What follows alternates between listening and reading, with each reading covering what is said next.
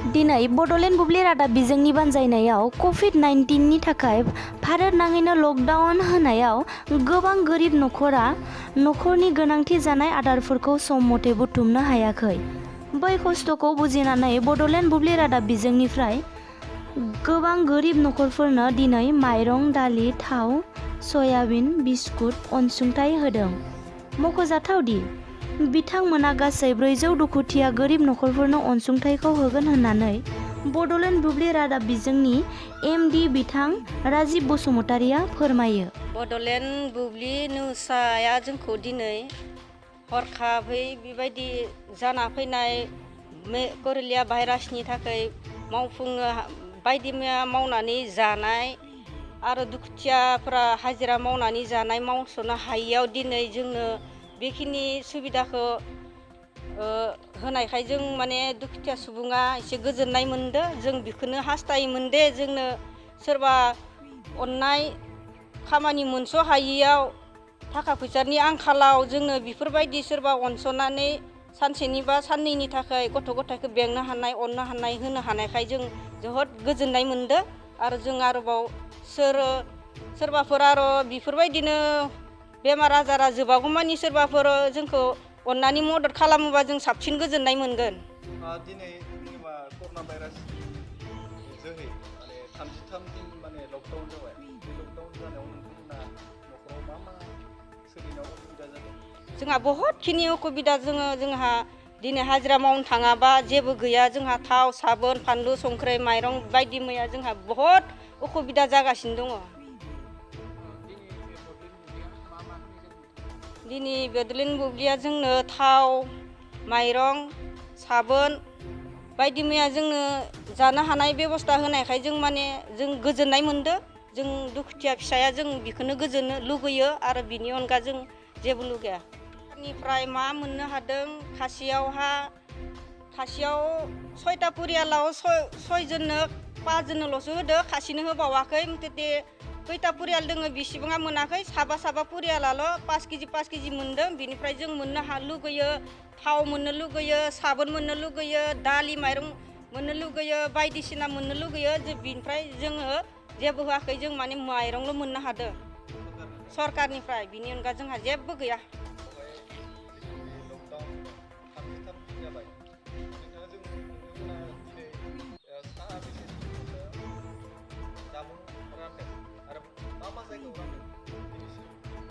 साबायखर थाबाय। गिबियावनो बड'लेण्ड रादाब लोगोसे इनसाइड बड'लेण्ड आरो बड'लेण्ड बुब्लि आरो बायदि बर' बिजोंनि रादाबफोर नोंथांमोननिसिमबो रोजा साबायखर। दिनैनि बे हाबाफारियाव नोंथांमोना दुखु खस्थ' खालामनानैबाबो फैनायखौ जोंनिफ्राय आरोबाव साबायखर थाबाय। दिनै अरां दख्रानि सिङाव थानाय धुपगुरि गामियावहा दिनै जों रेसन रानदों। बेनि गुबै जाहोनानो जाहैबाय कभिड-19 एबा कर'ना भाइरासनि गाग्लोबनाया दिनै बुहुमनाङैयावनो जादों आरो बेबायदि गाग्लोबनायाव कभिड-19नि गाग्लोबनायाव दिनै बारानिफ्राय बारा जाबोदों।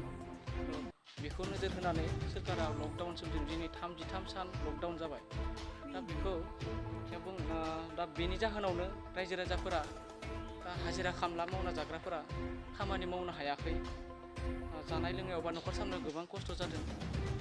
बेखायनो जोंबो नोजोर होनानै जा एसे हायो बड'लेण्ड बुब्लि खौरां बिजोंनिफ्राय जों रेसन रानदों, जामुं मुवा रानदों।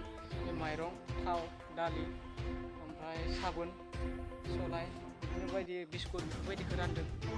बे धुपगुरि गामियावहा जोङो गासै 22 न'खरावहा राननाय जादों। गासै 22 न'खराव राननाय जादों आरो जों बे बड'लेण्ड बुब्लिया गासै 400 न'खरनो जों राननायनि थाखाय थांखि लानाय जादों। उदालगुरियावबो रानगोन, क'क्राझार, बाक्सा बेयाव राननो सानदों फैबाय थानाय समावहा।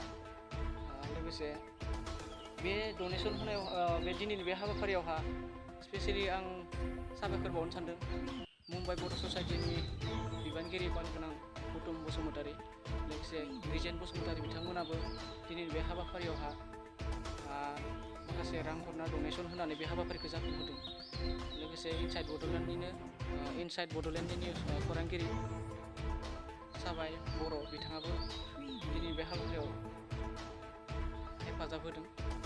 आरो आरो लोगोसे फैबाय थानाय समाव जों रौतायावहा गाबोन जों रौतायाव राननो थाखाय हाबाफारि लानाय जादों। नोंथांमोना दि बड'लेण्ड बुब्लि बर' खौरां बिजोङा दिनै माने आंखालाव गोलैनाय सुबुंफोरखौ होदों नोंथांमोना अर्गेनाइज खालामनायाव आरो गुबुन अर्गेनाइजनिफ्राय सुंथागिरि हिसाबै सुंथादों नामा? बेबायदि गुबुन अर्गेनाइजेसननिफ्राय जोंनि बड'लेण्ड बुब्लि खौराङा बिदि अनसुंथाइ होनायावहा रावनिफ्रायबो जों अर्गेनाइजेसननिफ्राय मोननाय जायाखै आरो जों लुबैयाखै जोंनियावहा जे खौसे जानानै होनांगौ जे जों बेखौनो खावलायनो सानो दे जेसेबां अर्गेनाइजेसन दङ बिथांमोनाबो जाहाथे जा एसे हायो न'खरावहा सानसे साननैनि सोलिनो थाखाय होनायखौ जों लुबैयो। मानो होनबा दिनै सरकारा माखासे खामानिखौ मावनो होदोंब्लाबो खामानि मावग्राफोरा मावनो राजि दंब्लाबो नाथाय खामानि मोननो थाङाखै। मानो होनबा खामानि मावनो हायाखै, लाग्राबो मानसि मोनाखै। मानो होनबा रांखावरिनि गोबां आंखाल जादों। बेखायनो आं खावलायो जे जोंनि बे नोंथांमोननि बे खौरां बिजोंनि गेजेरजोंनो जाहाथे जा एसे हायो गैयै न'खर एबा दुखुथिया न'खर हाजिरा खामला जानाय न'खरनियावहा सानसे साननैनि थाखायब्लाबो बिदि जानाय मुवा आदारनि जगार खालामनानै होनो थाखाय आं खावलायनाय जायो। दिनै नोंथांमोना दि जामुंखौ रानबाय नोंथाङा बुंदों जेनेबा 400 न'खरनो बड'लेण्ड बुब्लि निउस चेनेला रानगोन होननानै अब्ला नोंथांमोना मा जायगायाव राननो सानदों? दा जोंनि लिस्टआवहा जों माखासे लिस्ट हरनो होदों। दा नोंथांमोननि बे धुपगुरियानो फार्स्ट टाइम राननाय। नैथियाव जोङो दा रौता स्टेसन जौगापुर बिथांमोना खावलायहरनायलाय जों बिथांमोननियावहा जों गाबोन नङाबा सबनिया राननायनो सानदों। गिबियावनो बड'लेण्ड रादाब एबा बड'लेण्ड इनसाइट बे निउसखौ आङो साबायखर बावग्रोबाय। दा जोङो बयनिख्रुइबो गोरिबसिन गुदिनिफ्राय गोरिबसिनखौ नायनानै जोङो लिस्ट लानानै बे एरियानि माखासे बे गामिनिखौ जोङो लिस्टखौ लाहोग्रोदो। गोरिबसिननिफ्राय नायनानै जाखिनि हायो थोजासे नङाब्लाबो जाखिनि एसे एनै हायो जोङो बेखौ जोङो सहाय होफैदो बड'लेण्ड बुब्लिनिफ्राय। बेयाव जोङो एसेबाबो जोंनिफ्राय गोजोननायखौ जोङो एसे मोननो हादों। दा जोङो बांद्राय थोजासे हायाखैब्लाबो जाखिनि हायो माइरं एसे, थाव एसे, ओमफ्राय दालि एसे बेफोरखौ जों होदों। जाय बिथांमोना खामानि दा बे कभिड-19 जानाय समाव जाखिनि हाजिरा मावग्राफोरा हाजिरा मावनो हायाखै, बायदिसिना खामायग्रा मानसिफोराबो खामायनो हायाखै, बिनि थाखाय बिथांमोना जोंखौ दायो एसे जोंखौ साबायखर बावदों। बिनि थाखाय जोंबो गोजोननाय मोनदों। आरो बे समाव आं साफ्रोमबो जाखिनि दायो जोङो होदों बा साफ्रोमबो रायजो राजा बिथांमोना जाहाथे बे कभिड-19 समाव न'आवनो थायो आरो मोजाङै मोजां साखोन सिखोनै थायो, माखासे सरकारनि नेम बायदियै फल' खालामो, आं बेखौसो खावलायगोन।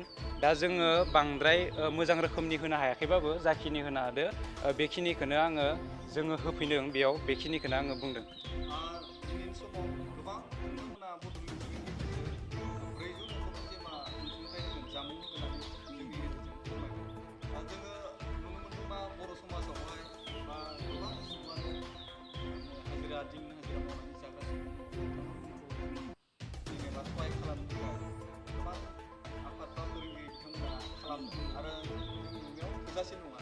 दा बे बेलायावहाय नोंथांमोना बड'लेण्ड बुब्लिनिफ्राय बैफोरबायसा सुबुंखौ हेफाजाब खालामनो थाखाय सोरबा आफाद बा सोरखौबा बेफोरबायदि नोंथांमोना खावलायगोन नामा, सरकारखौ खावलायगोन नामा?